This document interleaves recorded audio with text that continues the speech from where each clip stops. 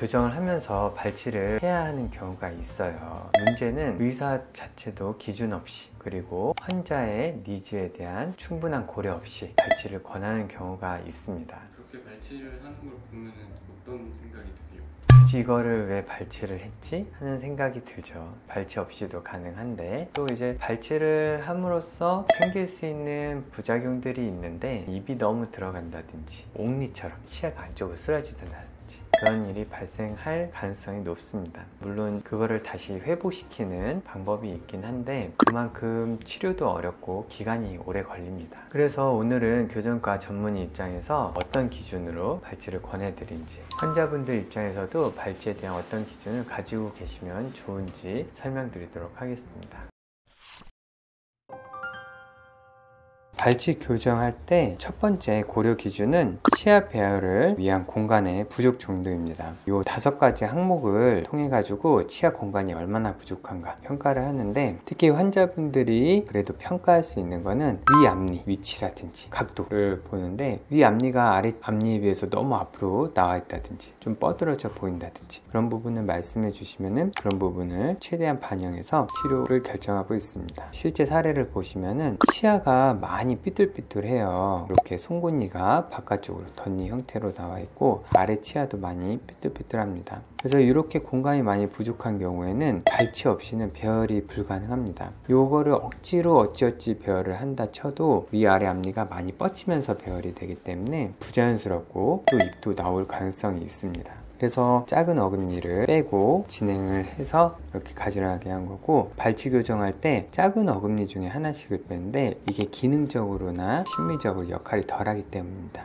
그래서 이 2개 치아 중에 하나씩을 빼가지고 이렇게 배열을 진행합니다. 실제 얼굴 사진을 보면은 왼쪽이 치료 전이고 오른쪽이 치료 후인데, 왼쪽에서와 오른쪽에서의 입모양 변화는 없이 그대로 치아 배열이 가지런하게 된 걸 볼 수가 있습니다. 두 번째로 고려하는 거는 얼굴의 옆 형태입니다. 입 돌출감을 평가를 하는데, 평가하는 기준은 심미선도 있고 비순각도 있고, 또 가만히 있을 때 입술이 벌어진다든지 입을 다물 때 아래 턱 끝에 주름이 진다든지 그런 걸 통해서 입돌출감을 평가합니다. 사실 입돌출감은 미용적인 부분이기 때문에 주관적인 요소가 강해요. 환자분이 입을 많이 넣고 싶다 하면 최대한 많이 넣는 방향으로 치료 계획을 세우고, 나는 돌출감을 잘 몰랐다 하면은 현재 얼굴 형태를 유지한 상태로 치아 배열을 가지런하게 하는 것도 가능합니다. 그랬을 때 우리가 또 고려하는 게 입술 두께예요. 돌출감을 개선하기 위해서 치아를 안쪽으로 밀어 넣을 때 그 입술이 두꺼우면 두꺼울수록 잘 안 따라 들어갑니다. 그래서 입술이 두꺼운 분들은 입을 많이 넣고자 할 때는 발치를 권해드리고, 또 입술이 얇은 분들은 발치보다는 비발치를 추천드리는 편입니다. 그래서 이 부분은 치료 전인데 치아 배열은 공간이 많이 부족하진 않아요. 이를 뺄 정도로. 하지만 입 돌출감을 개선하기 위해 오셨기 때문에 지금 보면 입술도 두껍고, 요거를 심미선이라고 하는데 요 코랑 턱끝이랑 이은 선보다 입이 나와 있는 상태고, 그리고 비순각이라고 하는 부분도 작아져 있는 상태이기 때문에 입 돌출감은 충분히 있다 생각하고 이를 4개 빼고 진행했습니다. 그래서 치료 후에 입이 어느 정도 들어가고 비순각과 심미적 라인이 괜찮아진 걸 볼 수가 있습니다. 그리고 또 아래턱이 돌출된 경우가 있어요. 아래턱이 돌출된 경우에는 입이 들어갈 가능성이 높은데, 입이 들어가면은 아래턱이 상대적으로 많이 나와 보일 수가 있습니다.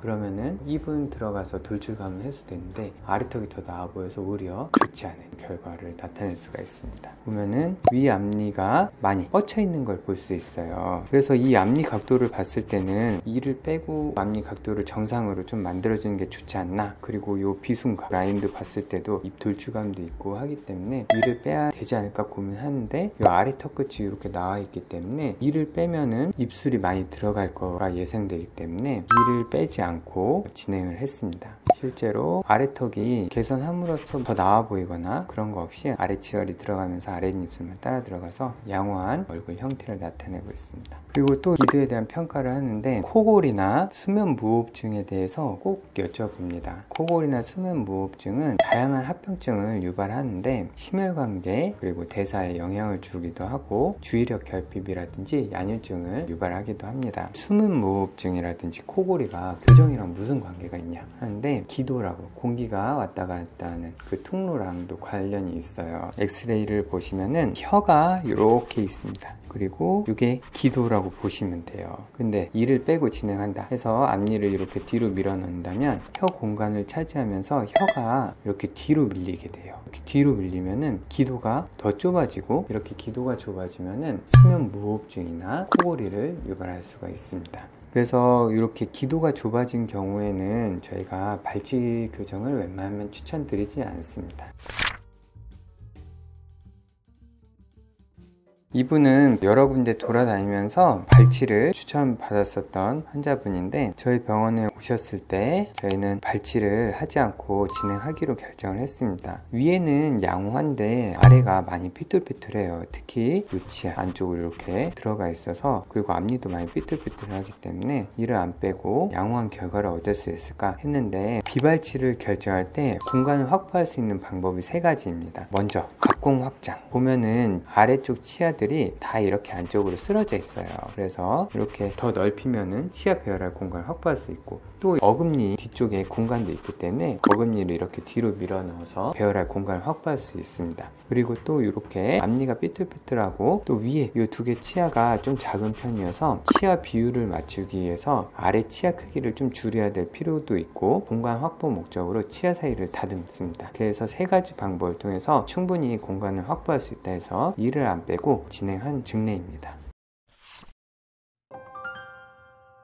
발치 교정의 역사는 대략 80년 정도가 됐어요. 그 80년 동안 발치하는 교정 치료가 문제가 있었다면 당연히 없어지게 됐겠죠. 그리고 발치를 해서 치아 개수가 부족해가지고 나중에 나이 들어서 고생하는 거 아니냐, 아니면은 잇몸이 약해지는 거냐 하고선 궁금해 하시는 분들이 많은데, 우리가 발치했을 때 교합에 대한 안정성은 문제가 없다고 보시면 되고, 잇몸이 교정했을 때 약해지냐, 그것도 근거가 없는 얘기라고 밝혀졌습니다. 다만 칫솔질 를 제대로 하지 않으면은 그건 당연히 안 좋아지는 거기 때문에 그 부분에 대해서만 꼼꼼히 신경 써서 해주시면은 큰 문제는 없다고 보시면 됩니다.